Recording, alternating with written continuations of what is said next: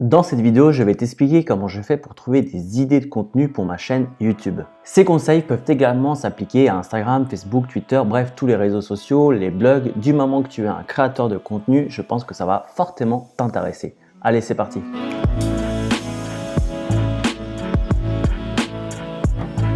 Hello, c'est Nico, j'espère que tu vas bien. Bienvenue sur ma chaîne où j'aide les créateurs de contenu à développer leur influence et leur business en ligne. La semaine dernière, on a vu l'importance de bien choisir sa niche marketing pour son business. Je t'avais conseillé de choisir une niche dans laquelle tu es capable de trouver des idées de contenu assez facilement. Néanmoins, c'est tout à fait normal d'être par moment à court d'idées ou tout simplement les idées que tu as en tête ne sont pas forcément le contenu que souhaite voir ton audience. En identifiant le contenu dont a besoin ton audience, tu vas lui apporter de la valeur parce que tu vas répondre à ses questions, à ses problèmes. Une niche bien identifiée à laquelle tu apportes de la valeur, c'est les bases solides d'un business rentable. C'est extrêmement important de comprendre ceci. Les miniatures, la bannière de ta chaîne YouTube, la qualité de tes vidéos ou encore la qualité de tes posts, c'est des choses que tu vas pouvoir améliorer avec le temps, avec l'expérience.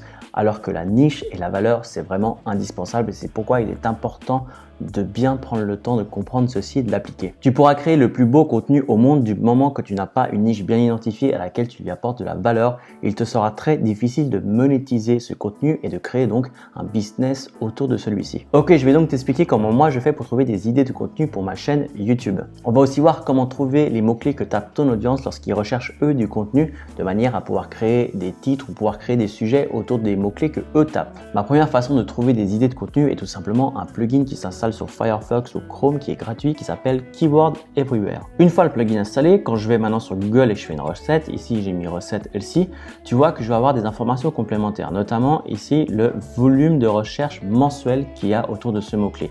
Donc plus ce volume est élevé, plus c'est intéressant pour toi de créer du contenu parce que ça veut dire qu'il y a de la demande par rapport à ce recette LC. Il y a des gens qui tapent dans Google, recette LC. Mais pas que, il va également me donner des informations complémentaires par rapport à ce que j'ai saisi dans ma barre de recherche Google.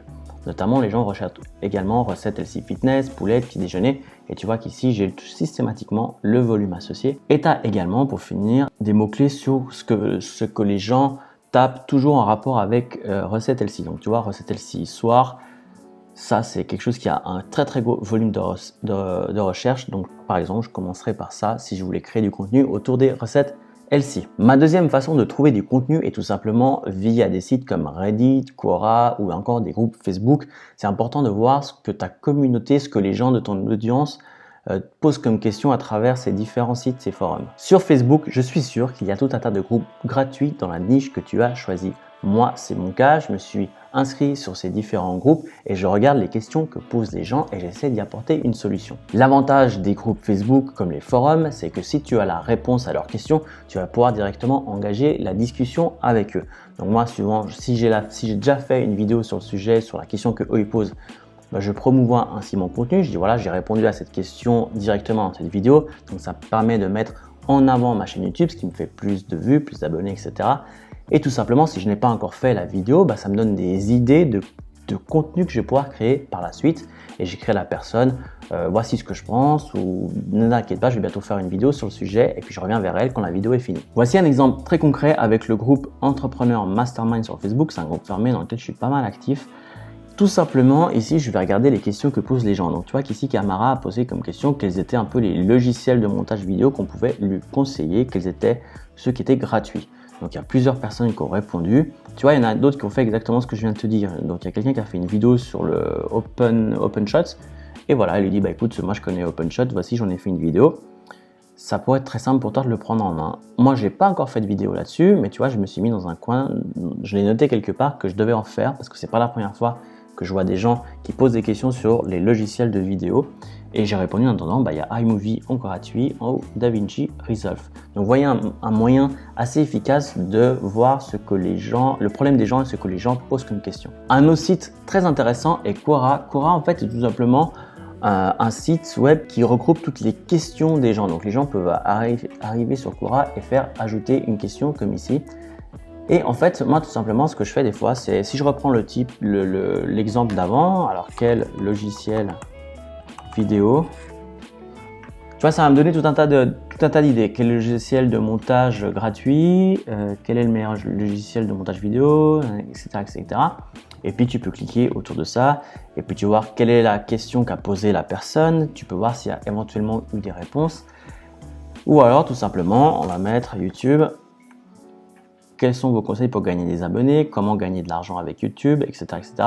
Donc là aussi, je peux tout à fait cliquer là-dessus et aller mettre mon petit grain de sel, aller dire, en plus j'ai fait une vidéo là-dessus, donc je peux tout à fait mettre en avant ma vidéo. C'est également un excellent moyen, encore une fois, de mettre en avant ton contenu et surtout d'avoir des idées de contenu, des idées de ce que cherche ton audience. D'ailleurs, vu que j'ai créé une vidéo à ce sujet, je vais me permettre de répondre à cette personne.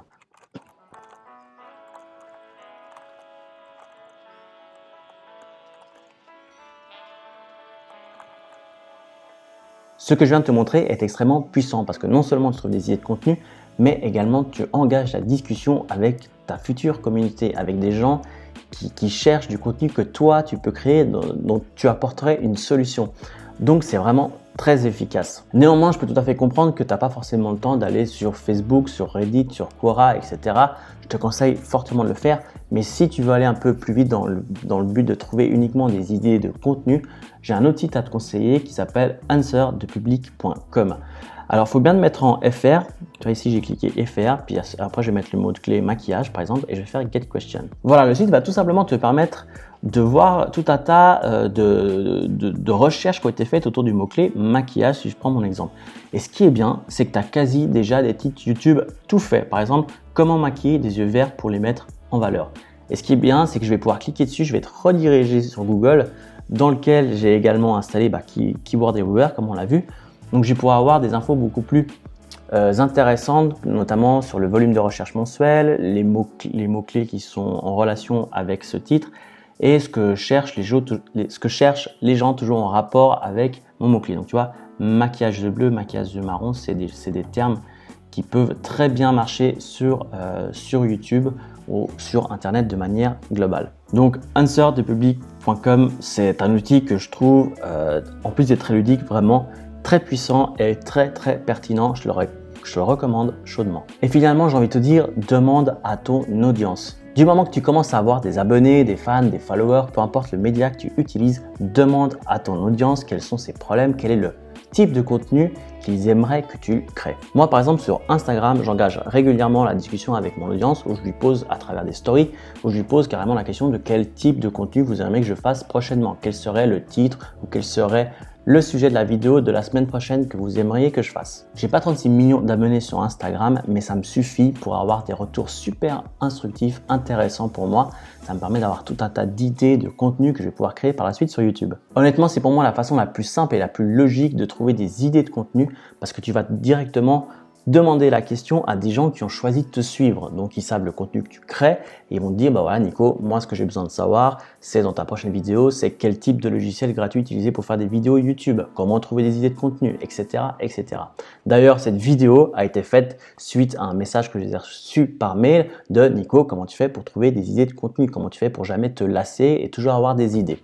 Donc, tu vois, comme quoi, là, c'était par mail, mais tu as compris l'idée. C'est à travers mon audience que je trouve les contenus les plus intéressants, tout simplement parce que je sais que ça va résoudre leurs problèmes. Je vais pouvoir leur ajouter de la valeur. Ça va me mettre toujours plus en avant en tant qu'expert à leurs yeux. Donc, c'est tout bénef pour moi comme pour eux. Maintenant que tu sais ce que ton audience recherche, tu vas pouvoir créer du contenu à forte valeur ajoutée.